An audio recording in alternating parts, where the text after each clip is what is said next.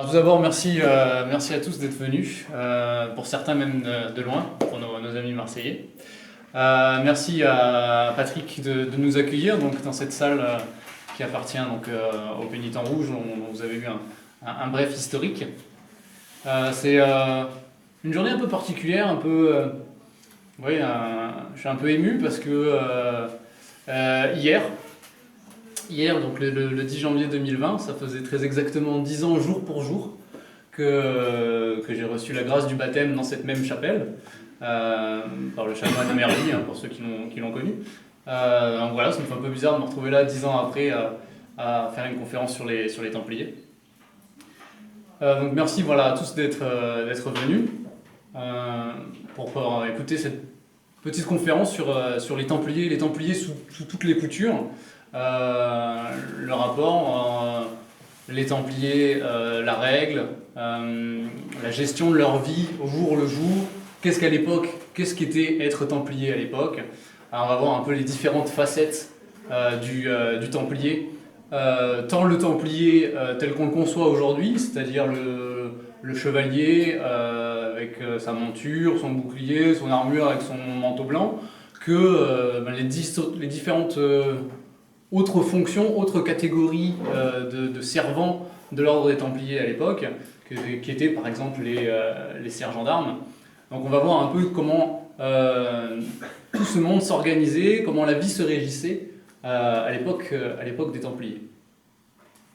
Donc nous sommes dans cette magnifique chapelle niçoise depuis quelques années en France. Qu'est-ce que la France, si ce n'est ce pays conquis par les Francs, dont le chef, dont le roi, Clovis, s'est fait baptiser, a donc reçu le baptême en 496, première historique, premier grand souverain à consacrer son royaume, son peuple à une religion, le christianisme, faisant donc de la France, de ce territoire, un pays chrétien, dont la spiritualité, dont la foi va prendre de plus en plus de place jusqu'au XIe siècle, puisque c'est le XIe siècle qui, dans un premier temps, va nous intéresser tout particulièrement.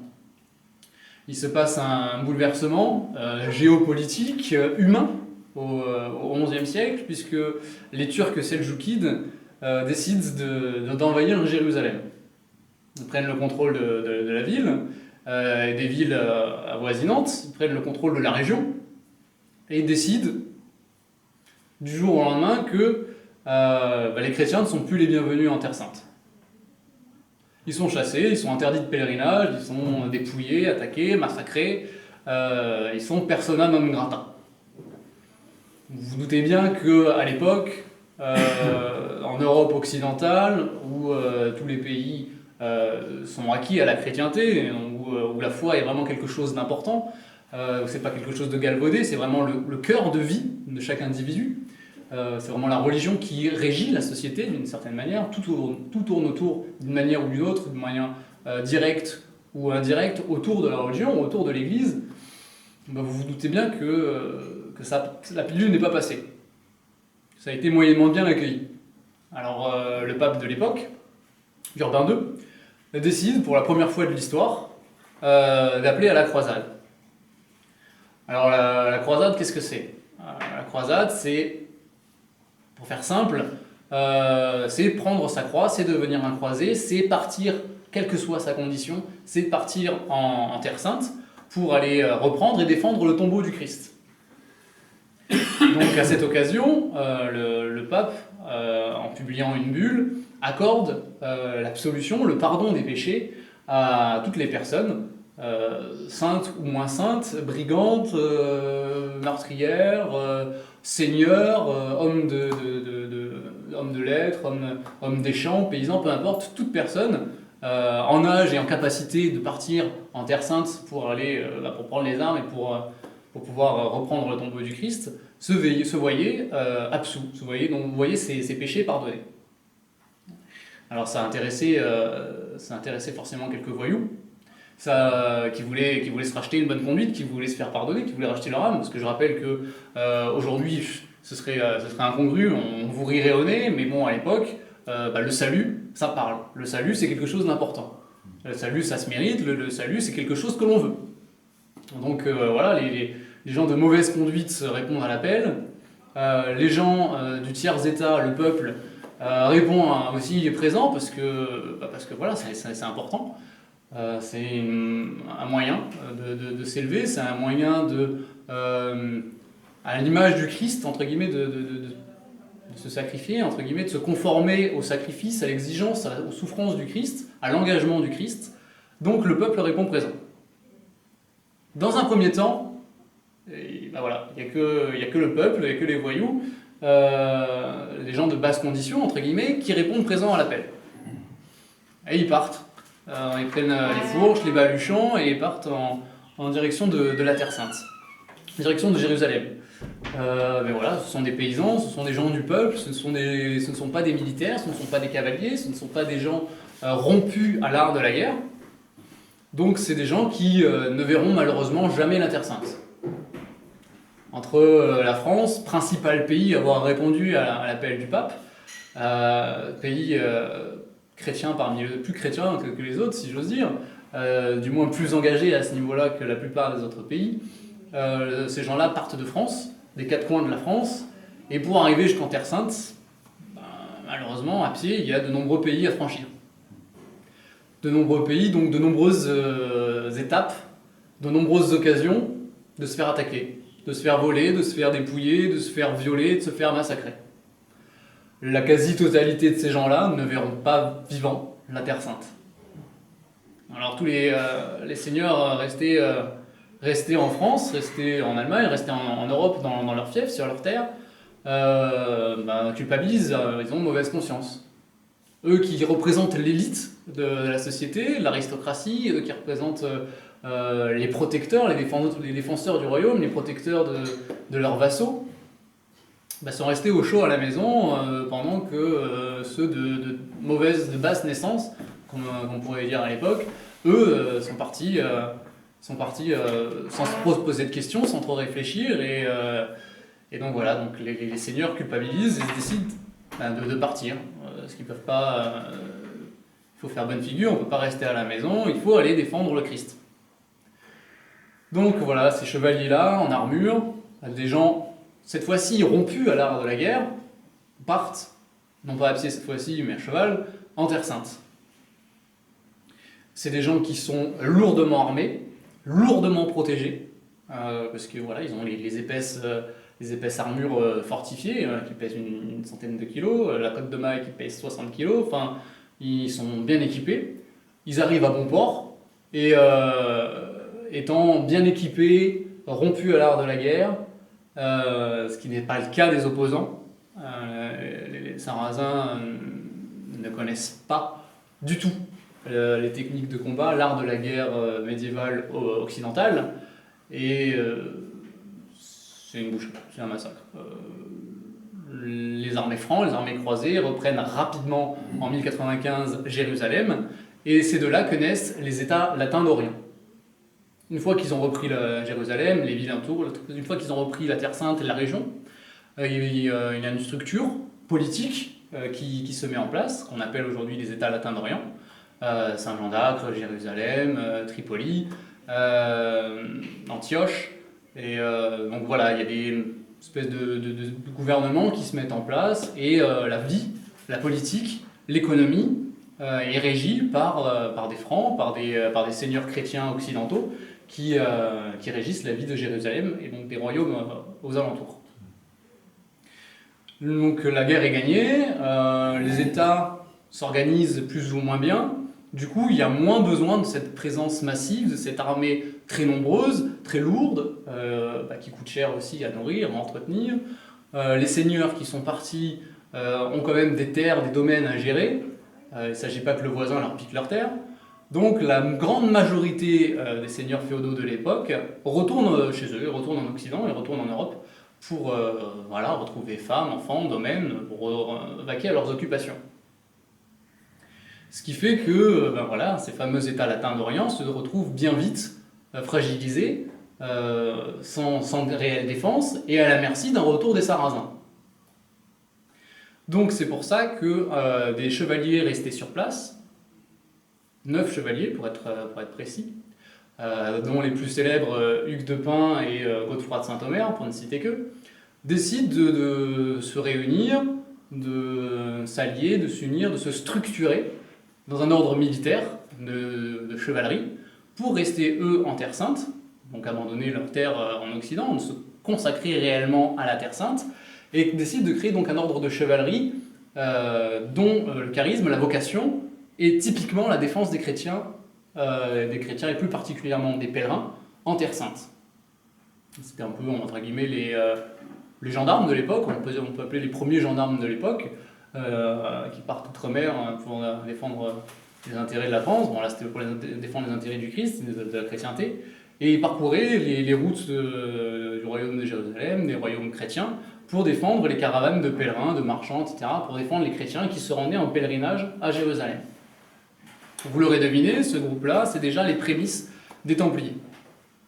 À l'époque, ils ont déjà la volonté de se structurer en alliant militaire, armes, combat et foi, piété, vie religieuse, vie monacale. C'est déjà les prémices d'un ordre de moines soldats, et qui se fait appeler, au tout début, l'ordre des pauvres chevaliers du Christ. Les seigneurs ont des relations. Hugues de Pint a quand même un carnet d'adresses assez bien chargé. Il est très bien vu du roi de Jérusalem qui voit d'un très bon œil cette présence sécurisante, cette présence armée et aguerrie à ses côtés.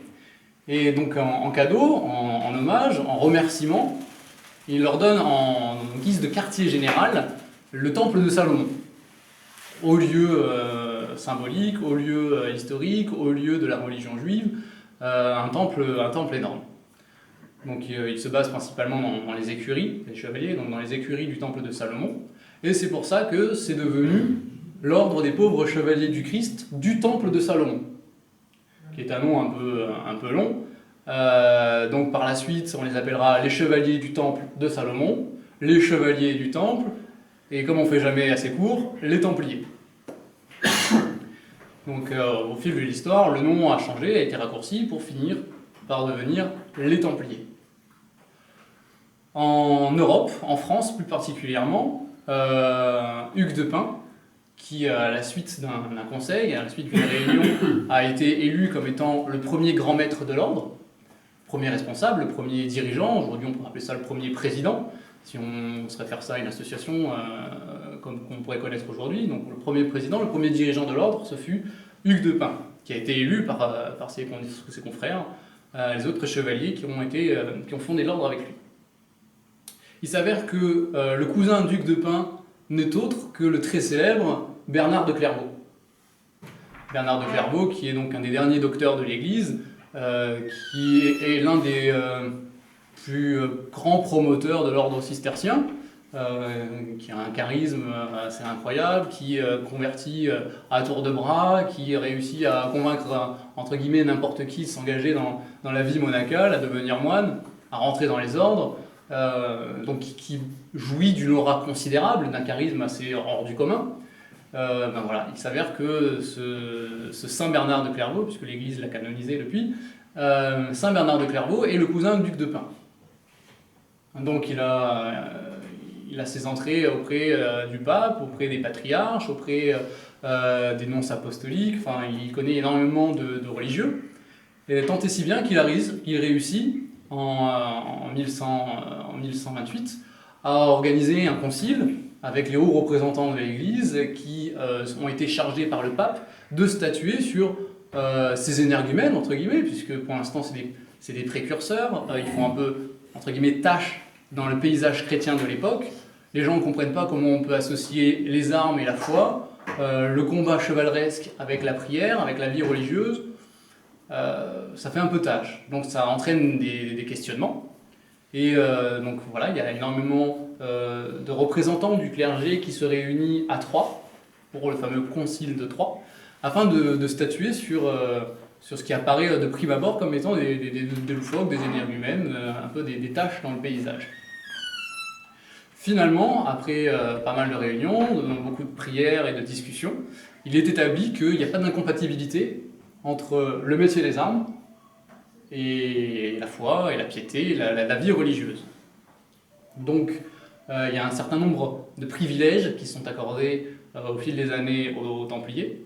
Déjà, la reconnaissance de leur statut de moine soldat.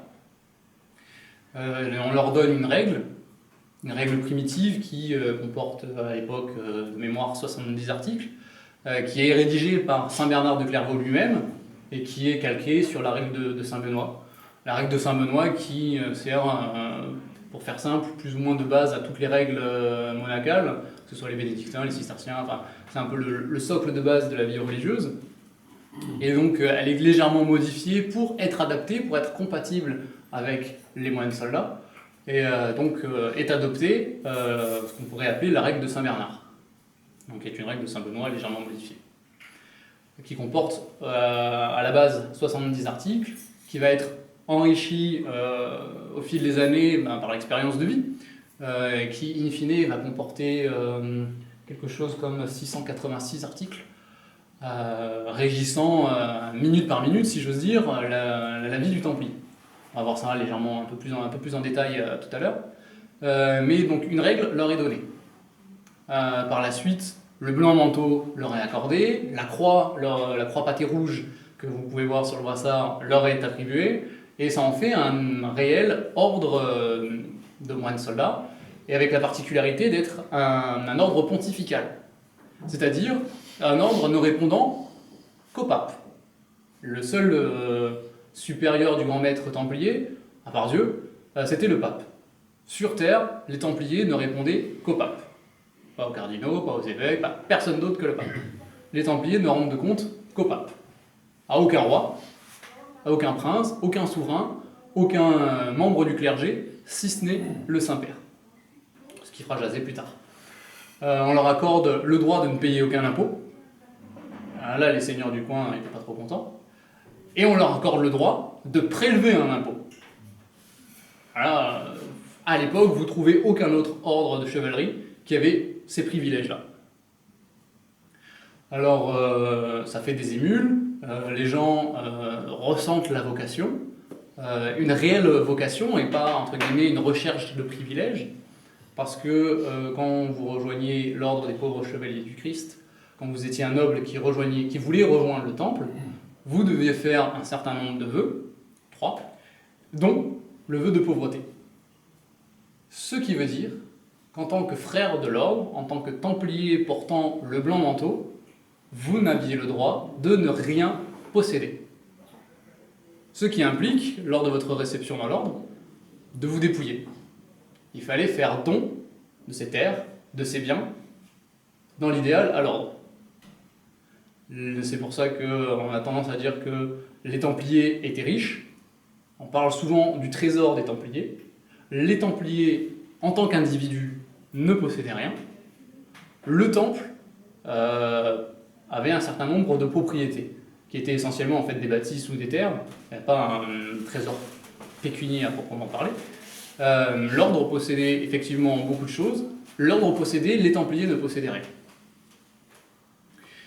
Donc ils se sont installés du coup un peu partout en Terre Sainte avec une vocation militaire. Ils se sont installés un peu partout en Europe, principalement en France, pour développer un peu entre guillemets l'économie de guerre, parce que les armures ça coûte excessivement cher, les armes coûtent excessivement cher, les bateaux n'en parlons pas.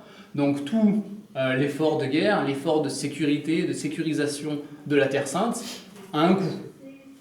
Et donc il faut vendre du bétail, il faut vendre des légumes, ils possèdent des terres donc avec des paysans dessus qui font travailler la terre.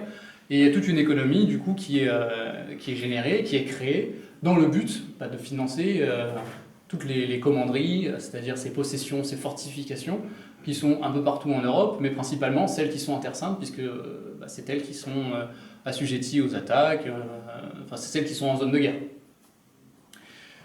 Donc il y a toute une économie de guerre qui se met en place, il y a vraiment toute une hiérarchie qui se met en place, très très très précise, avec différentes catégories de membres, si j'ose dire, qui ont chacun leurs droits et leurs devoirs.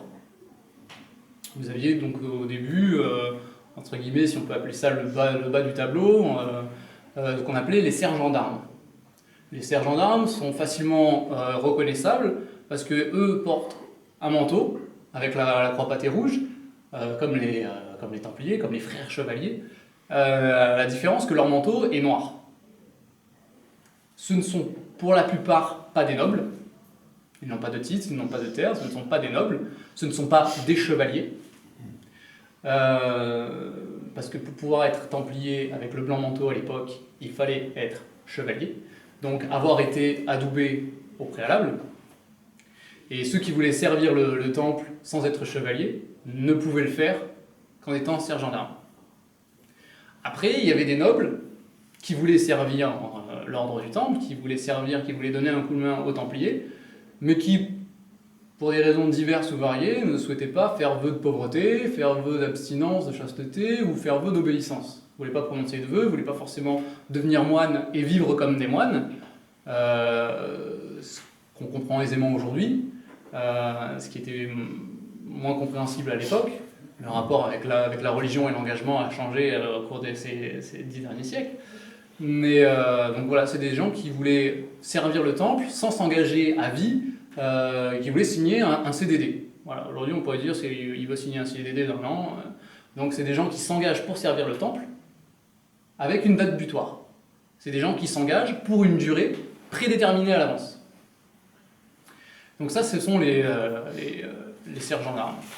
Après, vous aviez des écuyers, c'était des chevaliers en devenir, comment on pourrait appeler ça, des apprentis, oui on peut dire ça, des apprentis chevaliers, qui étaient là donc, aussi pour servir le chevalier, pour apprendre le métier des armes, en servant le chevalier, une espèce d'assistant. Aujourd'hui, voilà, c'était le stagiaire, si on veut.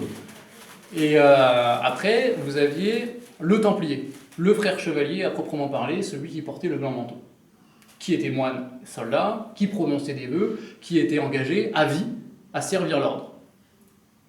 Quand un frère chevalier, pour une raison X ou Y, décidait de ne plus servir le temple, il s'était engagé à vie, donc il lui restait 2 options. La prison, à vie, ou se retirer dans un monastère, dans une abbaye, la plupart du temps cistercienne, parce que c'est Saint Bernard qui avait œuvré, donc le charisme était plus proche des cisterciens que des autres ordres, se retirer à vie dans un couvent. Il fallait se retirer de la société, parce qu'on s'était engagé à servir à vie l'ordre, Dieu, et qu'à l'époque, on ne revient pas sur un serment, sans avoir de problème. Et parmi ces frères templiers, ces frères chevaliers, il y a toute une structure qui s'organise, une structure de vie. Vous aviez le frère drapier qui était chargé un peu entre guillemets de l'intendance, le linge de maison, etc. Enfin, une espèce d'intendant, le frère drapier. Vous aviez plein de petits rôles comme ça, le frère infirmier, et puis après vous montiez directement dans la hiérarchie, ce qu'on pourrait appeler aujourd'hui, si on fait un parallèle avec l'armée aujourd'hui, après il y a les officiers, les commandeurs, qui ont en charge une commanderie. Une commanderie, ça va être une fortification ou une bâtisse, ça va être un bien immobilier qui n'est pas forcément fortifié, parce que ceux qui sont en France n'ont pas forcément nécessité d'être fortifiés, donc ça peut très bien prendre les allures d'une ferme. Une bâtisse avec des terres. Donc le commandeur qui régit la vie de sa maison, de sa commanderie. Au-dessus de lui, vous aviez le triptyque en Europe, parce que c'est légèrement différent après en Terre Sainte, mais au-dessus du commandeur, en Europe, vous aviez le triptyque maréchal, sénéchal, grand maître de l'ordre. Le maréchal, c'est, pour faire simple, entre guillemets, le maître de guerre. C'est vraiment lui qui a les responsabilités opératives militaires de l'ordre. Il a en charge donc l'équipement, les armes, l'équipement, les armures, il a en charge l'entretien, l'achat, il a en charge l'équipement de l'ordre, et sur le champ de bataille, c'est lui le grand patron. Il est chargé des opérations. Il coordonne, c'est le général.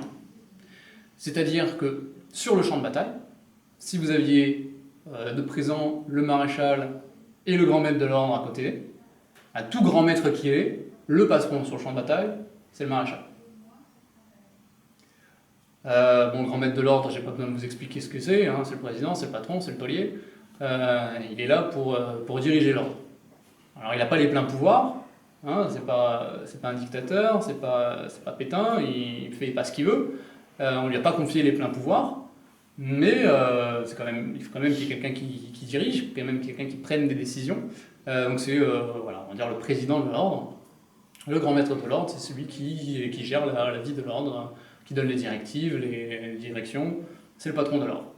Le sénéchal, lui, c'est un peu son vice-président, c'est son bras droit. Il est là pour le conseiller, il est là pour le remplacer quand il n'est pas là. Si le grand maître est en Terre Sainte, que le sénéchal est en France, eh ben en France, le patron, c'est le sénéchal. Il est là pour pallier l'absence du grand maître.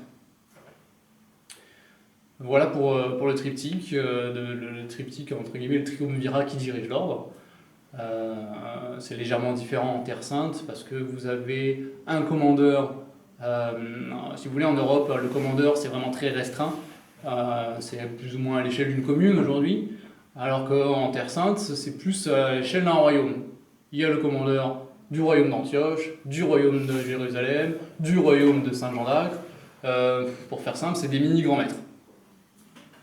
On met du temps à se déplacer à l'époque, il n'y a pas le téléphone, il n'y a pas Internet, donc on a besoin d'une structure opérationnelle, on a besoin d'une structure décisionnelle, et donc en Terre Sainte, étant donné que le cœur de métier quand même de l'ordre, c'est la vocation militaire, c'est la défense des chrétiens, il ne s'agit pas de rigoler en ce qui concerne l'organisation, la structure, la vie de l'ordre à cette époque-là, en Terre Sainte.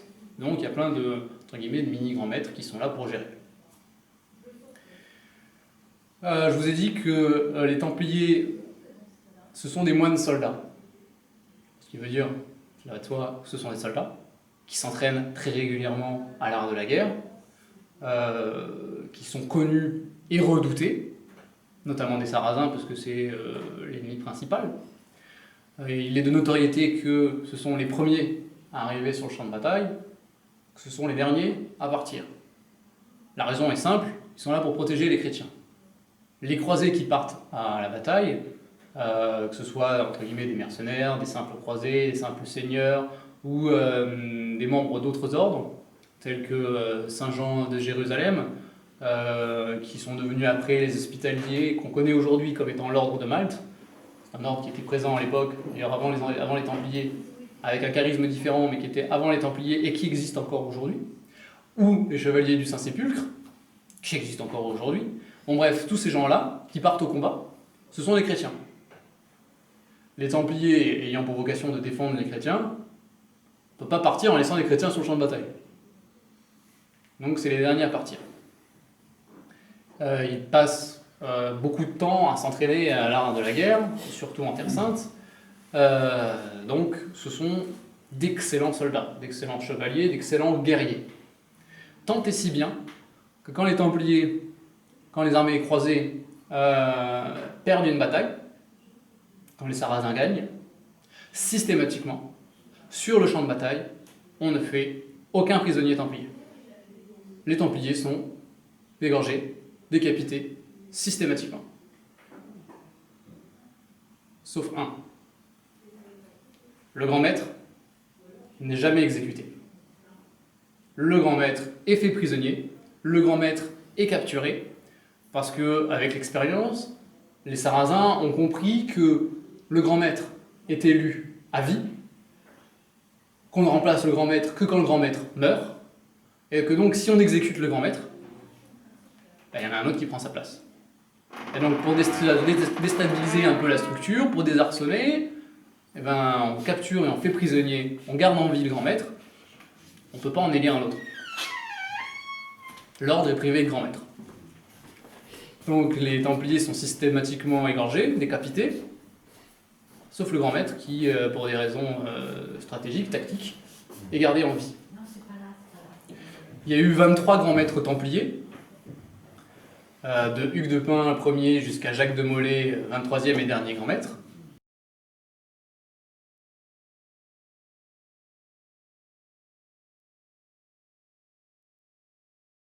La vie s'organise donc en Europe où on on est là pour remplir le trésor, en Terre Sainte où on combat. Les Sarrasins, forcément, vous vous doutez bien qu'ils n'ont pas dit leur dernier mot, ils ne vont pas se laisser voler Jérusalem comme ça. Et donc, il y a souvent des batailles qui opposent francs, croisés contre les Sarrasins.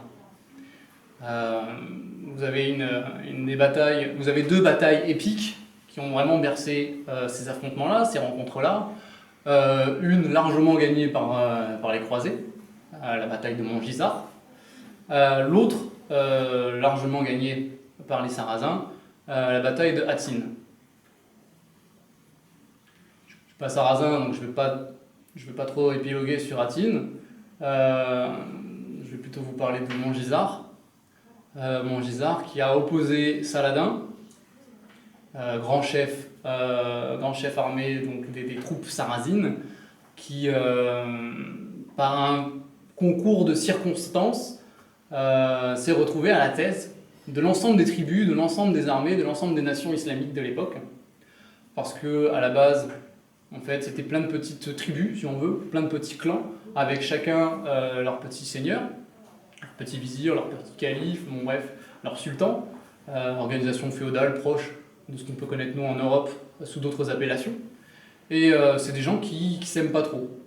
Un peu comme les Français ont toujours été plus ou moins en bisbille, en querelle avec les Anglais ou avec les Allemands. Bon bah là c'est pareil.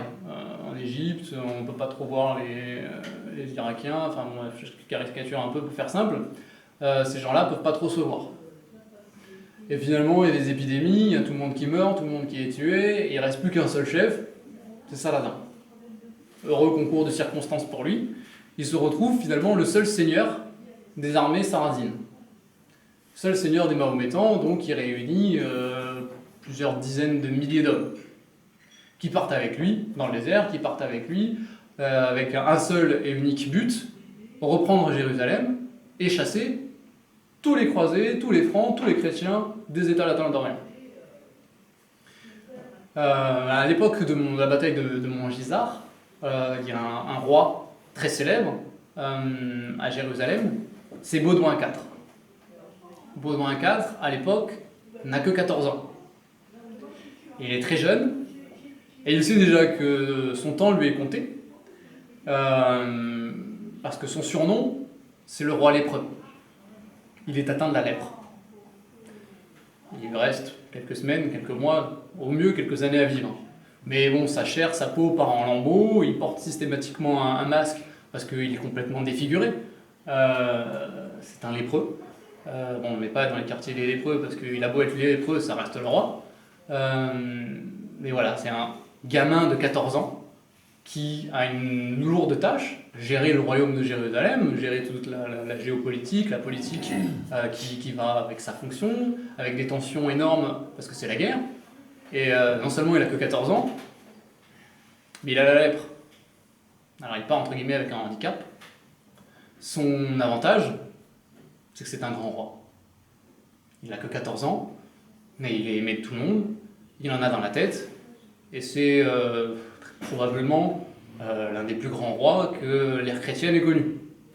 On pourrait rajouter Saint-Louis, enfin on n'est pas là pour faire l'énumération des bons rois de France et de Navarre. Mais voilà, Baudouin IV, roi de Jérusalem, est un grand roi. Aimé, respecté, y compris de Saladin. Alors, je ne sais pas si vous avez vu le film 300, avec la bataille des Thermopyles, les Spartiates qui affrontent les Perses dans un étroit couloir, où le nombre des Perses ne compte plus, enfin bon bref. Pour faire simple, Montgisard, c'est un peu comme les Thermopyles, mais en version chrétienne, en version croisée, en version franc. Donc vous avez un millier de chevaliers, templiers et autres, un millier de chevaliers francs, de croisés, chrétiens, qui affrontent, grosso modo, 10 000 sarrasins. Le rapport, il est de 1 pour 10. Saladin a vite compris qu'il s'est retrouvé dans une embuscade, qu'il était dans la panade, et il a vite sonné la retraite, et Baudouin a gagné. Il a fait fuir Saladin. Bon, à l'inverse, à Hattin, là, il n'y a pas eu d'échappatoire, il n'y a pas eu de... Malheureusement, il n'y a pas eu de retraite. Les Sarrasins ont massacré littéralement tous les chrétiens, tous les croisés, templiers et autres qu'ils ont pu croiser. C'est les deux grandes batailles, entre guillemets, si ce n'est la bataille de Jérusalem, vous doutez bien que ça va être la plus capitale. Pour les cinéphiles, vous la voyez d'ailleurs dans le film Kingdom of Heaven. Voilà, elle est relativement bien retracée dans ce film-là. Mais Hattin, c'est une boucherie. C'est Montgisard, mais version Saradin. Il y a quelques Templiers, quelques croisés, tout ordre confondu, qui arrivent après à s'échapper à la suite de la perte de Saint-Jean d'Acre, qui est le dernier royaume, en fait, le dernier royaume chrétien à tomber. Et les Templiers reviennent en Europe, principalement en France, puisque en Europe, le quartier général des Templiers, où réside le grand maître, à l'époque, Jacques de Molay, c'est Paris. C'est la tour de Paris, qui aujourd'hui n'existe plus. C'était dans un espèce de marécage.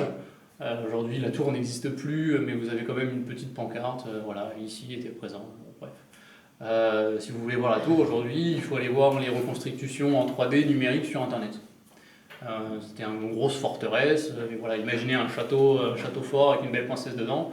Bon, vous enlevez la princesse, c'était la tour du temple. Donc, il se réfugie. Tout le monde se retrouve sur ces terres. Et Jacques de Molay a un grand projet. Parce que c'est le grand maître des Templiers, son boulot, c'est de protéger la Terre Sainte. On a perdu la Terre Sainte, il faut la récupérer. Donc son grand projet, c'est de rassembler la plus grande flotte maritime jamais connue.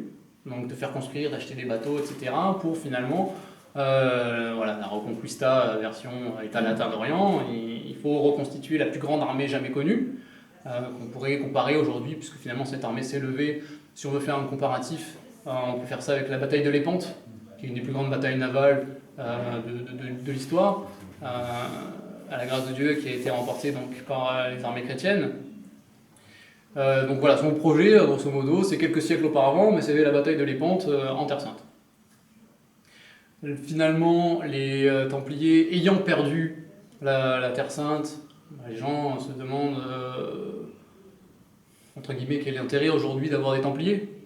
Quoi peuvent bien servir les Templiers aujourd'hui, étant donné qu'il n'y a plus aucun Templier en Terre Sainte. À quoi ça sert de payer un impôt alors qu'il n'y a plus personne là-bas? Bon, bref, il y a quelques mécontents, dont le plus célèbre, qui n'est autre que le roi de France, Philippe le Bel, qui voit d'un mauvais œil cet État dans l'État, puisque les Templiers, avec leur propre structure, finalement, sont complètement autonomes et ne sont pas assujettis au pouvoir royal, à l'autorité royale.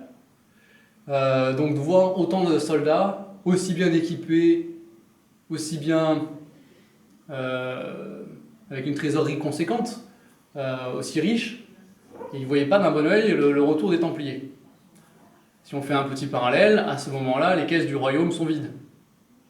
Philippe le Bel a déjà chassé et tapé dans les caisses des Juifs, a déjà récupéré tout ce qu'il pouvait chez les Juifs. Ça n'a pas suffi à remplir les caisses de l'époque.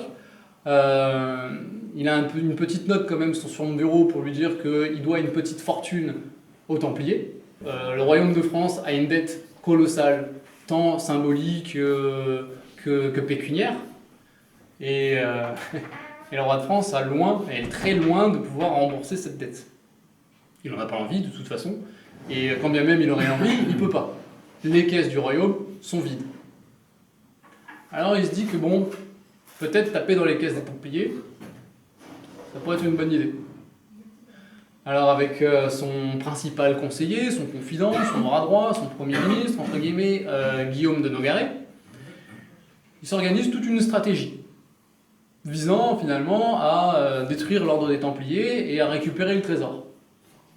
Le fameux trésor des Templiers. Alors, il est intéressant de noter que finalement, tout au long de leur vie, les Templiers, sur 200 ans d'histoire, ont été les précurseurs, les initiateurs, ont été, entre guillemets, les pionniers de beaucoup de choses.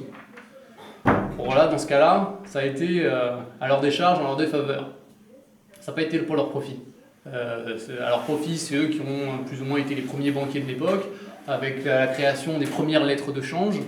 Vous alliez par exemple à Paris déposer de l'argent chez les Templiers, on vous donnait une lettre codée avec les Templiers qui connaissaient le code, et avec cette lettre codée, vous partiez à Jérusalem, vous pouvez vous faire baraquer sur le chemin, vous n'aviez pas un rond, vous aviez juste du papier qui n'intéressait pas les voleurs, qui pour la plupart ne savaient pas lire, et vous arriviez à Jérusalem, Saint-Jean d'Acre, peu importe, dans une autre commanderie templière avec ce papier-là, et on vous donnait la somme que vous aviez déposée à Paris.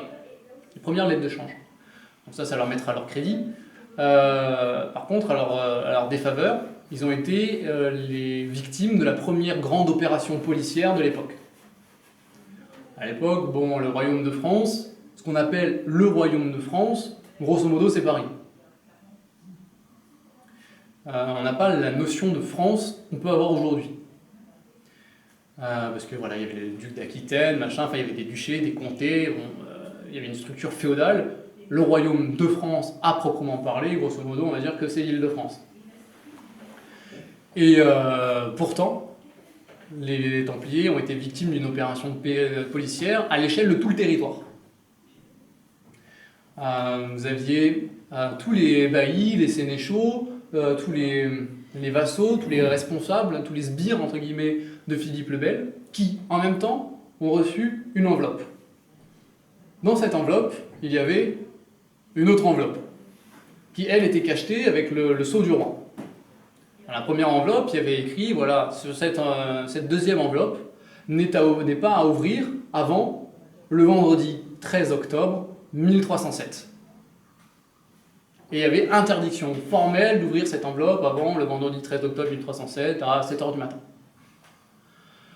Il y a peut-être une centaine de lettres qui sont parties, et donc une centaine de responsables, de baillis, de sénéchaux, etc., qui ont ouvert une enveloppe à la date et à l'heure demandée, et cette deuxième enveloppe cachetée contenait l'ordre d'arrestation de tous les Templiers de France. Donc, pas à la minute près, hein, parce qu'à l'époque c'est impossible, mais grosso modo, en même temps, toutes les commanderies templières, à la même heure, le même jour, au petit matin, ont reçu la visite de la police, la gendarmerie, appelez ça comme vous voulez, des autorités françaises. Ils ont tous été arrêtés, à la même heure. Ils ont tous été arrêtés, questionnés par la Sainte Inquisition, torturés, etc., reçus des aveux plus ou moins recevables. Parce que sous la torture, je vous garantis que si je décide que vous êtes une petite chinoise de 14 ans, vous serez une petite chinoise de 14 ans. Donc voilà, il y a tout un procès, des procès-verbaux, etc., des comptes rendus de questionnaires d'interrogatoire qui sont faits, etc., pour accuser les Templiers d'hérésie, d'idolâtrie, de sodomie, de parjure, bon bref, des listes d'accusations longues comme mon bras, qui ont été corroborées sous la torture. Le problème, c'est que toute cette opération policière a été faite pour deux raisons principales. Anéantir l'ordre des Templiers, la structure qui dérangeait Philippe le Bel, et s'accaparer le trésor. C'est notamment pour ça qu'aujourd'hui, on dit que le vendredi 13, c'est un jour maudit. C'est parce que c'était le fameux vendredi 13 octobre 1307, le jour d'arrestation des Templiers. Alors, première raison, détruire l'ordre, finalement ça n'a pas marché. Je vous ai dit tout à l'heure que le seul patron sur terre de l'ordre, c'était le pape. Le roi n'avait pas d'autorité. Le roi ne pouvait pas décider finalement de détruire l'ordre. Il fallait que ce soit l'intervention du pape qui décide de... Alors le pape de l'époque, Clément V, c'est plus ou moins mouillé, il voulait défendre les Templiers, il avait peur de Philippe le Bel, bon bref. Il n'était pas très courageux, mais en même temps il était pape. Donc voilà, il était un peu le fessier entre deux chaises, il ne savait pas trop ménager la chair et le chou, enfin bon bref. Ça a été long, ça a traîné pendant 7 ans, etc. Il voulait disculper les Templiers, il a voulu auditionner lui-même les Templiers, bon bref, je vous invite à lire un peu, à l'instar du procès de Jeanne d'Arc, le procès des Templiers, qui sont tout aussi intéressants, mais dans deux domaines différents. Il y a eu toute une procédure, et donc du coup, Philippe le Bel ne pouvait pas avoir gain de cause à ce moment-là. Finalement, en 1314, les hauts dignitaires de l'ordre qui ont été arrêtés ont fini sur le bûcher. Le grand maître, Jacques de Molay, son commandeur de Normandie, et ils ont été brûlés sur ce qu'on appelait à l'époque l'île aux Juifs, qui est une petite... C'est aujourd'hui, en fait, c'est l'île de la Cité. Vous connaissez un peu Paris, c'est une toute petite île sur la Seine, à Paris. Donc ils ont été brûlés là, pareil, il y a un pont avec une petite plaque commémorative qui aujourd'hui a été taguée par des jeunes qui ont que ça à faire de leur vie. Ici est mort, bon bref, une petite plaque commémorative. Donc, ça a pris beaucoup plus de temps que ce que n'aurait voulu Philippe le Bel. Donc en cela, ça a été un échec. Et puis la deuxième raison, la raison pécuniaire, a été un échec aussi. Parce qu'il a envoyé tous ses hommes dans toutes les commanderies de France. De mémoire, je crois qu'il y en avait un peu plus de 3000 rien qu'en France. Pour tout saisir, tout répertorier, le nombre de frères présents, la quantité de kilos de blé, enfin bref, vraiment un procès verbal, un état des lieux de toutes les possessions, de toutes les choses qui étaient dans toutes les commanderies. Dans toutes les commanderies, eh ben, pas d'argent, pas de trésor, du moins faramineux, pas de quoi remplir les caisses de l'État. Chou blanc. Alors c'est là qu'est né justement ce qui nous ramène encore à aujourd'hui, le fameux mythe du trésor des Templiers. Où est passé le trésor des Templiers? Le trésor des Templiers existait-il? On ne sait pas. On ne sait pas d'ailleurs s'il y avait un trésor, et s'il y avait un trésor, qu'est-ce qu'il représentait? Des montagnes d'or? Des titres de propriété? On ne sait pas, il y a différentes rumeurs qui circulent, dont une qui dit que finalement les Templiers avaient beaucoup de pouvoir, avaient beaucoup d'influence, parce que dans les ruines du temple de Salomon, à Jérusalem, pendant les 9 premières années de leur vie, avant donc, le concile de Troyes, ils auraient découvert dans les ruines l'évangile selon Jésus. L'évangile écrit par Jésus. D'autres disent que, oui, effectivement, ils étaient en possession d'un évangile selon Jésus, mais que, pendant les 9 années, ce serait eux, en fait, qui l'auraient rédigé et qui auraient fait un faux. Il y a une troisième, encore, rumeur sur le trésor des Templiers qui, à mon sens, ça n'a n'engage que moi, est plus probable que les autres. C'est, je vous l'ai dit, il faut recontextualiser ça, on est à l'époque médiévale, pas d'internet, pas de communication telle qu'on la connaît aujourd'hui. Il est extrêmement peu probable qu'à l'époque, 1307, les 100, 120, 150 baillis, sénéchaux, etc., aient tous respecté scrupuleusement l'ordre du roi de France. Qu'est-ce qui m'empêche, moi, d'ouvrir cette deuxième enveloppe quand je veux? Qui le saura, qui le verra? Quelles conséquences ça peut avoir alors que je suis à 600 km de l'île de France? Donc il est extrêmement peu probable que finalement tout le monde ait respecté cet ordre-là, il y a forcément des gens plus curieux que d'autres. Et parmi ces gens-là, il est possible que des gens ayant ouvert la deuxième lettre n'étaient pas hostiles aux Templiers. Et averti les Templiers, avant cette fameuse date butoir du 13 octobre, attention les gars, vous allez avoir une petite visite. Il y a une rumeur, on a retrouvé un écrit, mais est-ce que c'est vrai, est-ce que c'est pas vrai, impossible de le savoir. Mais a priori, dans la nuit du 12 au 13, on aurait vu un chariot lourdement chargé quitter la tour du Temple, le quartier général des Templiers. Que ce chariot, cette charrette, se serait dirigé vers La Rochelle. La Rochelle, qui à l'époque n'est pas la ville que l'on peut connaître aujourd'hui, La Rochelle, à l'époque, n'a qu'une seule raison d'être, c'est le port des Templiers. C'est là qu'est stationné, c'est la base navale des Templiers. Les bateaux de l'ordre des Temples sont à La Rochelle. Ce chariot aurait été chargé dans un bateau, ce bateau aurait mis les voiles. D'où l'amplification du mythe du trésor des Templiers. On se dit que finalement il y avait bien un trésor, que ce trésor était dans la charrette et qui s'est fait la malle. Cette théorie est corroborée par des fouilles récentes qui datent d'il y a quelques années, où on a la certitude que les Templiers à l'époque connaissaient déjà les États-Unis, avaient déjà découvert l'Amérique, et qu'ils auraient caché donc, ce trésor aux États-Unis, sur une petite île de Nouvelle-Écosse, Nouvelle-Angleterre, je ne sais plus, l'île d'Arcadie. On a retrouvé finalement une espèce de cavité, une grotte, à plusieurs étages. On a ouvert le premier étage, accédé au second, au troisième, etc. Ça n'a pas plus de 10 ans, ce que je vous raconte. Et on arrive à un moment où, entre guillemets, on ouvre la porte pour aller à l'étage du dessous, et où il y a un système mécanique ou physique, naturel, qui fait qu'à partir du moment où on cherche à rentrer plus bas, l'océan s'engouffre dans la grotte, c'est complètement immergé et empêche tout accès à des étages inférieurs. Du coup, on se dit que il n'est pas impossible que si trésor il y a, il soit dans cette cavité. Je vous laisse seul juge, hein, je vous laisse travailler un peu votre imagination, à vous de vous faire votre petite idée. Pour ceux qui ont du temps, pourquoi pas, à vous de faire des recherches un peu pour en savoir plus.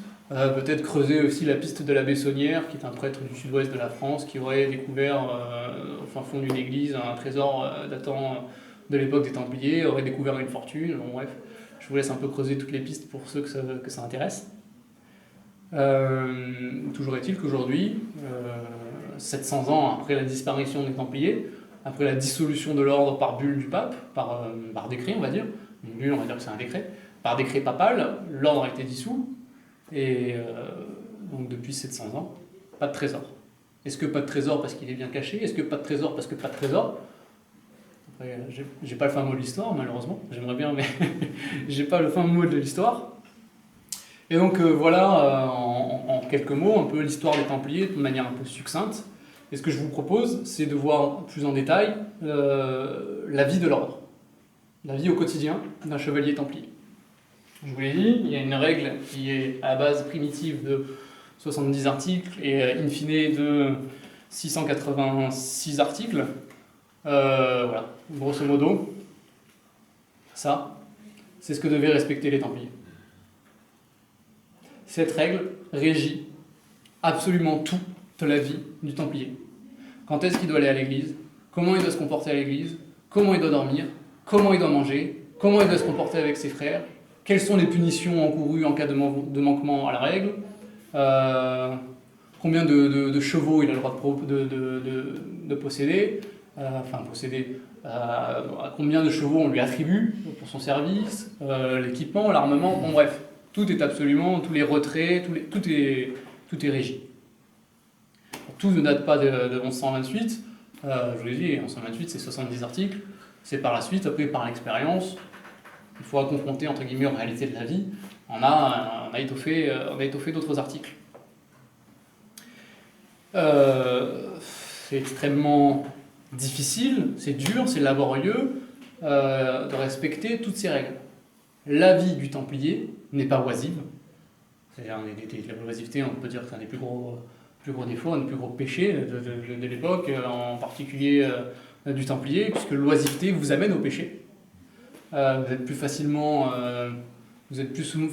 soumis à la tentation si vous êtes là à rien faire, à rêvasser, que si finalement vous êtes toujours au travail. Donc la vie du Templier est extrêmement rude, extrêmement difficile, elle tourne autour de deux piliers. Moine, donc vie religieuse, prière, piété, soldat, préparation à la guerre, armement, etc. etc. La vie du Templier n'est pas de tout repos. Il y a une maxime de l'ordre des Bénédictins qui résume assez bien la vie du Templier, la maxime entre guillemets du Templier. Garde la règle, et la règle te gardera. C'est assez important. Le préambule de la règle s'adresse d'ailleurs à n'importe qui, entre guillemets, aux voyous, etc. Parce que le service du temple est ouvert à tout le monde. Le blanc manteau non, mais le service du temple est ouvert à n'importe qui. Et le premier article du prologue de la règle primitive est assez parlant. Nous parlons tout d'abord à tous ceux qui méprisent secrètement leur propre volonté et qui désirent servir avec courage la chevalerie du souverain roi, et à ceux qui veulent accomplir et qui accomplissent, avec assiduité, la très noble vertu d'obéissance. Nous vous avertissons, vous qui avez mené jusqu'ici la chevalerie séculière, donc non religieuse, la chevalerie que vous pouvez connaître, Perceval, etc., la chevalerie, avec donc jusqu'ici la chevalerie séculière, en laquelle Jésus-Christ ne fut pas mis en témoignage, mais que vous avez embrassé par faveur humaine, que vous serez parmi ceux que Dieu a élus de la masse de perdition, et qu'il a choisi, par son agréable pitié, pour défendre la Sainte Église, afin que vous vous hâtiez de vous ajouter à eux perpétuellement. La plus grande qualité du Templier, ou de celui qui désire servir l'ordre, avant toute chose, et c'est d'ailleurs pour ça que c'est l'un des trois vœux que prononcent les frères chevaliers, c'est l'obéissance. Renoncer à sa propre volonté. La plus grande qualité, c'est l'obéissance. Entre guillemets, l'obéissance aveugle. On vous commande quelque chose, la règle vous commande quelque chose, vos supérieurs vous commandent quelque chose. Il faut obéir. C'est la première des qualités, entre guillemets, de ce qu'on demande à celui qui veut servir le temple. Excusez-moi, même si l'ordre peut paraître aberrant, il doit quand même être soumis à cet ordre-là. Disons que pour un templier, remettre en question un ordre donné par son commandeur grand maître, étant donné que tout le monde est soumis à la règle, tout le monde se doit de respecter la règle, l'ordre, entre guillemets, ne peut pas être aberrant. Et penser que l'ordre est aberrant, c'est déjà un péché d'orgueil. C'est penser que je sais mieux que toi, qui pourtant est mon supérieur. Donc, le templier est, surtout en Europe, avant tout un moine. Donc si je me réfère, par exemple, à l'article 9 de la règle, vous qui renoncez à vos propres volontés pour être les serviteurs du souverain roi, par les chevaux et par les armes, pour le salut de vos âmes, et cela à jamais, vous devez toujours, avec un pur désir, entendre les matines et l'office divin en entier. Alors les matines, pour ceux qui ne sont pas forcément versés dans la religion, c'est entre guillemets la première célébration religieuse de la journée, qui se fait au petit matin. Vous connaissez tous frère Jacques, sonner les matines. Voilà, c'est les premières prières du matin. L'office divin, c'est la messe. Qui, voilà, aujourd'hui, ça paraît une corvée d'aller à la messe tous les dimanches. Là-bas, j'ai les Templiers, c'est tous les jours. Donc, selon les observances canoniales et les us des maîtres réguliers de la Sainte Cité de Jérusalem. Il y a toute une liste en fait de cérémonies qu'il faut respecter, ce qu'on appelle la cérémonie, la célébration des heures. Laude, prime, matine, nonne, sexte, les vêpres, les complis, peut-être que ça parle plus. C'est tous les jours. Et si vous n'avez pas un commandement qui vous donne un ordre de faire une tâche bien précise, qui vous envoie en dehors de ce qu'on appelle la maison, la commanderie en fait c'est ce qu'on appelle la maison, si vous n'avez pas une tâche, allez faire les courses pour la maison, c'est pas ça mais bon je caricature, si vous n'avez pas une tâche à accomplir qui vous empêche de participer, d'entendre les heures, il faut entendre les heures. Si jamais vous avez une mission, une tâche à accomplir qui vous empêche d'entendre les heures, c'est pas cadeau. Vous avez une dette envers Dieu. Vous avez un certain nombre de patenôtres, de pater, de Notre Père à réciter pour combler cette absence aux heures. De mémoire, je crois que c'est 60, si je dis pas de bêtises, c'est 60, vous avez 60 Notre Père à réciter parce que vous avez raté les matines, les laudes, et bon bref. C'est l'article 10. Alors, pour le service de Dieu, il doit dire, pour matine, si vous ratez matine, 13 patenôtres, et pour chacune des autres heures, 7, et pour les vêpres, 9. Ouais, non, j'ai un peu exagéré en disant 60. Ok. C'est parce que voilà, je vais être plus royaliste que le roi. Après, vous avez d'autres articles qui rejoignent après les autres ordres, à savoir, par exemple, manger en silence. Pendant le repas, on doit écouter la sainte leçon. Il y a un frère qui, pendant que les autres mangent, lit des passages de la Bible. Avant même de rompre le pain, avant même de prendre son couteau pour couper le pain, il y a un certain nombre de pater aussi à réciter, pas 60. Donc il y a des prières à faire avant. On pourrait dire aujourd'hui le bénédicité, quoi. Mais il y a un certain nombre de prières à réciter avant de manger. Pendant qu'on mange, on mange en silence, en écoutant la sainte leçon de Dieu, la Bible.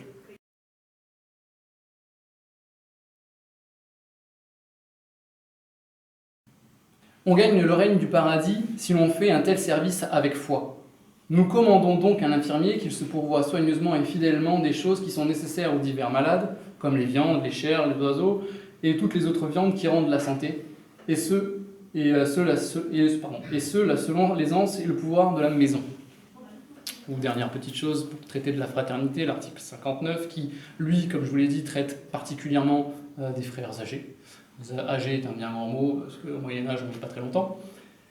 Nous commandons par pieux égard que les vieux frères et les faibles soient honorés et soient traités selon leur faiblesse et suivant l'autorité de la règle pour les choses qui sont nécessaires à leur corps, et que rien, ne leur soit retenu en aucune manière. On va caricaturer un peu, mais on pardonne tout aux petits vieux. Caricature, mais c'est pour dire un peu l'égard, la bienveillance qu'on a à l'égard des frères qui ont servi longtemps, qui ont donné beaucoup, qui ont souffert beaucoup, saigné parfois, et qui sont arrivés à un âge où malheureusement, Dieu ne leur donne plus la force nécessaire pour servir l'ordre. Ils ne sont pas chassés pour autant, on ne chasse pas quelqu'un parce que c'est un vieux, on en prend soin, on le remercie, on le traite avec égard. Parce qu'aujourd'hui, malheureusement, on ne va pas rentrer dans des considérations politiques, mais aujourd'hui, on a bien oublié. Vous l'aurez bien compris, et vous le saviez déjà avant de venir, le Templier n'est pas qu'un moine, c'est surtout, ou avant tout, à égalité, vous voyez ça comme vous voulez, un soldat, un chevalier, un guerrier, quelqu'un qui est là pour défendre les chrétiens, reprendre le royaume de Jérusalem, le tombeau du Christ, y veiller, le protéger, etc., etc. Je vous ai lu l'article 9 tout à l'heure, et il est tout intéressant parce qu'il met à la fois le côté religieux que je vous ai parlé tout à l'heure, et aussi le côté guerrier. Parce que la suite est intéressante. Pour cela, vénérables frères, Dieu est avec vous, car vous avez promis de mépriser le monde perpétuellement pour l'amour de Dieu, et aussi les tourments de votre corps. Repu de la chair divine, la communion, l'hostie, le Saint-Sacrement, plein de commandements de notre Seigneur, nous vous disons qu'après l'office divin, après la messe, personne ne doit craindre d'aller à la bataille. Soyez prêts à vaincre pour la divine couronne. Ou l'article 12 qui est juste à côté, mais de jour comme de nuit, avec le grand courage qui est donné par la profession, que chacun puisse se comparer avec le plus sage des prophètes qui dit « Calicem salutaris sacipiam », c'est-à-dire « Je prendrai le calice du salut », qui est encore « Je vengerai la mort de Jésus-Christ par ma mort ». Car ainsi que Jésus-Christ sacrifia son corps pour mon salut, je suis prêt de la même manière à mettre mon âme au service de mes frères. Cela est une offrande convenable, là, est le véritable sacrifice bien plaisant à Dieu. Si vous avez des questions, n'hésitez pas, surtout. On a dit, c'est d'ailleurs un Sarrazin qui a écrit ça, que les Templiers étaient des agneaux en temps de paix et des lions sur le champ de bataille. Les Templiers étaient respectés, craints de l'ensemble de leurs opposants, en très grande majorité des Mahométans, des Sarrasins, des musulmans. Parce que c'est un ordre militaire rigoureux, entraîné entre guillemets jour et nuit au combat, et qui n'accorde pas entre guillemets les petits plaisirs de la chair, les petits plaisirs de la vie. D'ailleurs, de là que vient l'expression pour un ouvrier, pour qui vous voulez aujourd'hui, c'est un moine soldat. Parce que voilà, la vie du Templier, c'est le service de Dieu, tant sur le plan religieux que sur le plan matériel, physique, contemporaine. C'est une vie de service, c'est une vie de rigueur, une vie de sacrifice, de mortification, de privation, j'entends par là. C'est une vie exigeante. Donc c'est des gens qui ne vivent que pour servir le Seigneur, dans tous les domaines possibles et imaginables. La foi, la prière, la charité, le combat, bon bref. C'est des gens qui, voilà, vouent leur existence au service de Dieu. Pas forcément qu'à la guerre, parce que on a vu depuis tout à l'heure cette dualité, cette complémentarité, moine, soldat, prière, bataille. C'est un ordre militaire, donc il y a une hiérarchie, il y a des ordres, etc. Qui dit ordre dit sanction, dit punition en cas de manquement à la règle. Il y en a un certain nombre qui sont prévus, je ne vais pas tous vous les montrer en détail, mais il faut différencier deux catégories principales de fautes graves qui entraînent deux types de punitions différentes. La perte du manteau, c'est-à-dire que pendant une durée fixée par le chapitre, par le tribunal, si on veut, par ceux qui vous jugent, par les juges, on va dire, on vous ôte votre manteau pendant, en règle générale, 1 an et 1 jour. Pendant 1 an et 1 jour, vous n'êtes plus frère de l'ordre. Vous êtes un esclave. Vous n'avez plus aucune considération, plus aucun droit, plus aucun privilège, plus aucun titre, vous n'avez plus rien. vous êtes toujours soumis à la règle, vous êtes toujours dans l'ordre, on n'est pas chassé de la maison, etc. Mais, je vais caricaturer, vous êtes un moins que rien, à la niche. Ça, c'est la perte du menton. Cas plus grave, ça va être la perte de la maison. Là, vous êtes viré. Vous êtes viré de l'ordre, et puis vous allez finir votre vie en prison ou, entre guillemets, emmuré dans un couvent. Là, vous êtes vraiment plus personne, vous n'êtes plus frère de l'ordre, vous n'avez plus la jouissance de la maison, le privilège de la fraternité, de la vie en communauté, de l'aide, du soutien de l'ordre des frères. Bon, bref, vous êtes un paria et vous allez finir à parler aux oiseaux, parler à un mur. La vie templière est exigeante, entre guillemets, une éternité de prison, une perpétuité de prison ou d'être seul dans un couvent, ce qui n'est pas loin d'être la même chose. En termes physiques, corporels, matériels, c'est encore bien pire. Donc il y a différentes sanctions qui sont prévues, qui entraînent soit la perte de l'habit, du manteau, soit la perte de la maison et donc d'être viré. La perte de l'habit, par exemple, ça va être en cas, je trouve la bonne page, article 233 et suivant, si vous me refusez le commandement de la maison. Si on vous donne un ordre et pas envie, ça ne m'intéresse pas, va dire ça à quelqu'un d'autre, bon bref, vous faites vœu d'obéissance, forcément si vous désobéissez, il y a un problème. Donc là, c'est la perte de la vie. Ensuite, il y a si vous frappez ou si vous faites battre un chrétien, si vous êtes en possession d'une femme, parce que vous êtes quand même faites vœu de chasteté, vœu de célibat, enfin, si on vous retrouve dans le lit d'une femme, c'est moyen.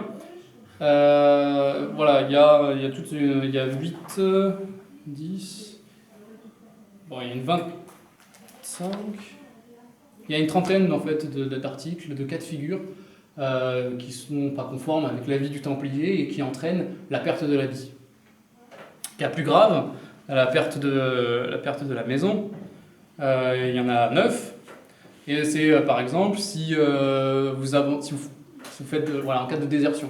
Vous êtes sur le champ de bataille et puis vous vous enfuyez, c'est moyen, vous êtes viré.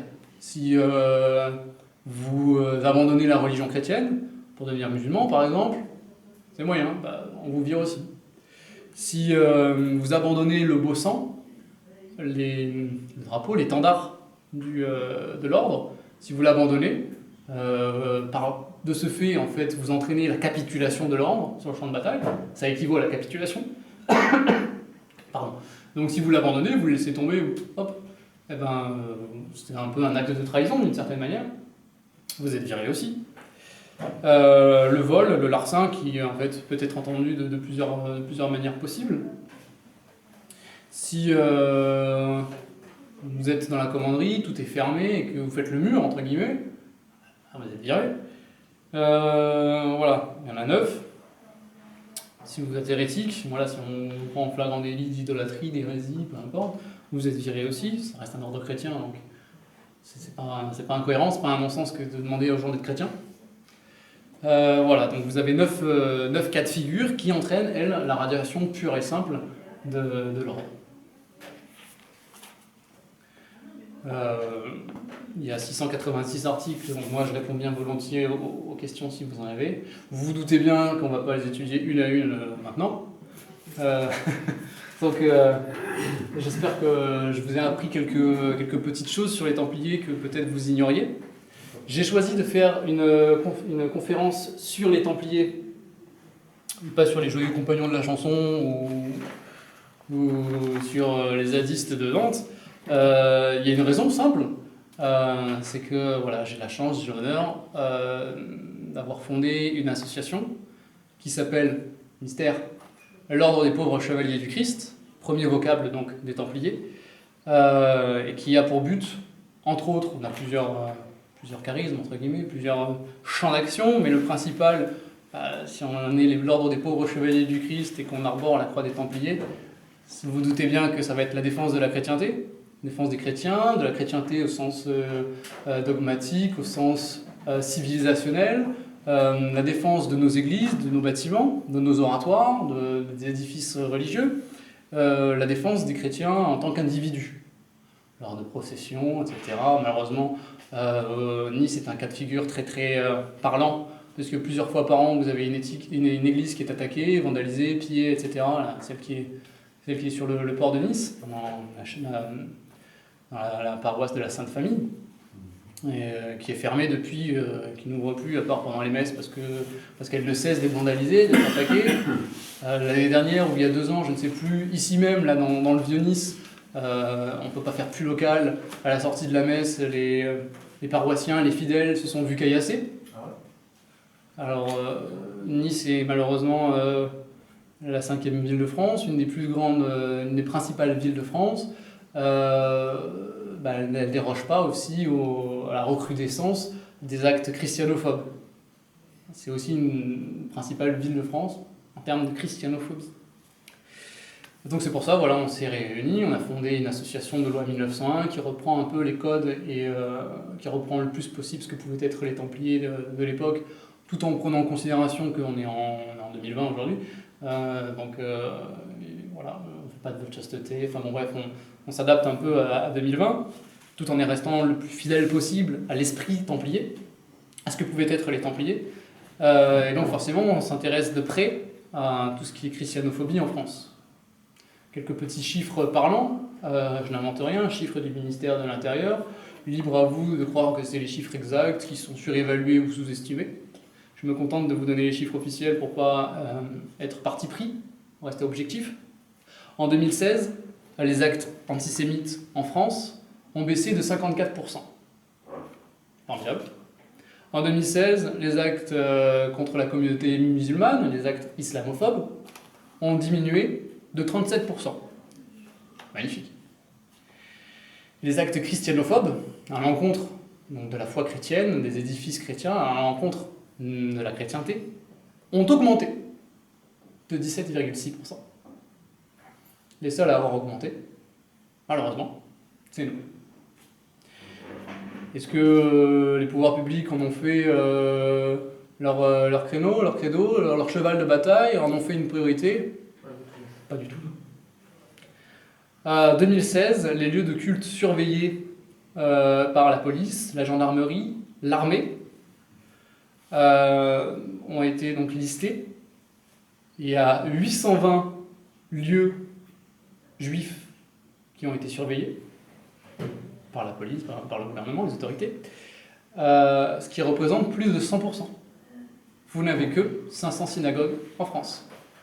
Ce qui veut dire que les 500 synagogues en France, plus les 320 écoles juives, ont été surveillées quasi H24, 7 jours sur 7, par les forces de police, les forces armées, par l'État. 1100 mosquées en France ont été surveillées par ces mêmes forces de l'ordre, ce qui correspond grosso modo à 50%, 44% pour ceux qui veulent chipoter. Grosso modo, une mosquée sur 2 a été surveillée. 2400 églises ont été surveillées, soit à peu près 5%.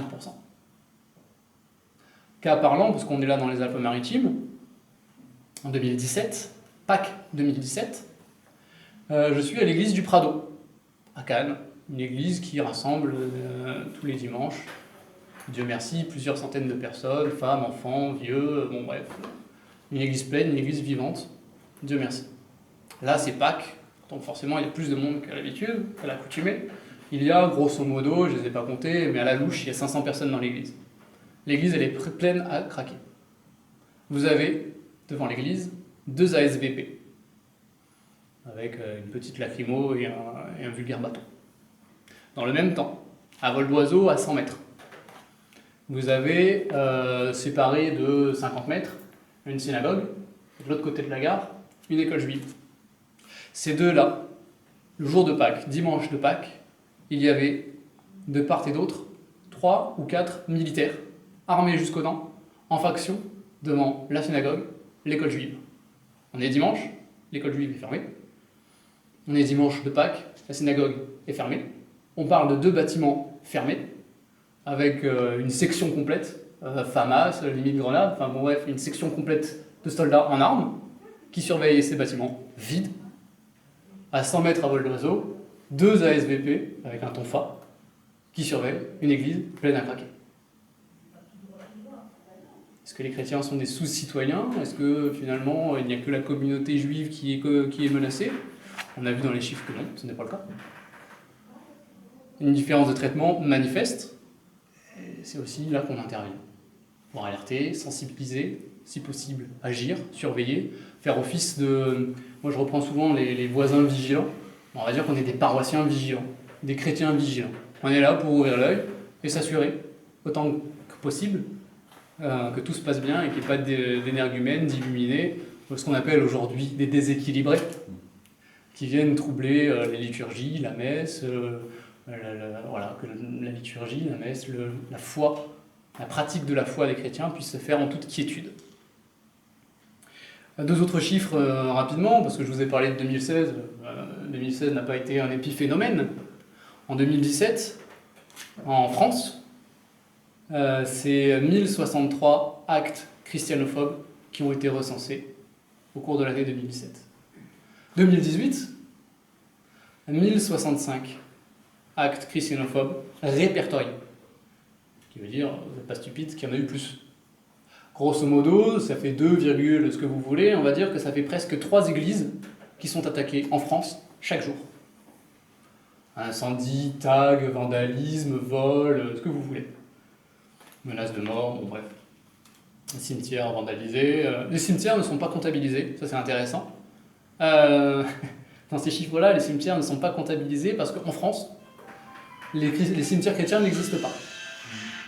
Ce sont des cimetières municipaux. Donc ce ne sont pas des actes christianophobes. C'est peut-être des actes anti-sevrants, anti-ionisme, je ne sais pas. Mais c'est pas anti-chrétien. 2019, bon, on n'a pas encore les chiffres, mais on va pas être loin. Légèrement en dessous, on stagne, légèrement supérieur. Toujours est-il qu'on va toujours être, grosso modo, dans 3 églises attaquées par jour. Alors on essaye, avec nos petits bras, nos faibles moyens, d'essayer un peu d'inverser la tendance, d'essayer d'agir par des moyens divers et variés pour défendre la chrétienté dans ce pays. Pour cela, malheureusement, on a plein de bonne volonté, on a plein d'énergie, on est jeune, on a la bonne volonté, etc., tout ce que vous voulez, mais ça suffit pas. On a besoin de bras. On est pour l'instant quasiment exclusivement présent dans les Alpes-Maritimes. Les actes christianophobes, les 1063, les 1065, ils ne sont pas que dans le 06. On a besoin de membres, on a besoin de bras dans le 06 et ailleurs, pour agir, pour être utile, pour être actif. Dans tout le département, dans tous les autres départements. On a besoin de gens motivés, qui veulent donner un peu de temps de temps en temps, ou régulièrement, ou tout le temps, suivant les disponibilités et les envies de chacun. On a besoin de bras, on a besoin de gens motivés, un minimum disponible. Si vous me donnez qu'un week-end par mois, un week-end par an, je prends. Il faut plein de petits ruisseaux pour faire un fleuve, etc. Et puis pour finalement faire l'océan. Le nerf de la guerre, ça reste l'argent. On a besoin de toutes les petites contributions, si modiques soient-elles, mais ô combien importantes, pour pouvoir exister, pour pouvoir nous aider dans nos actions.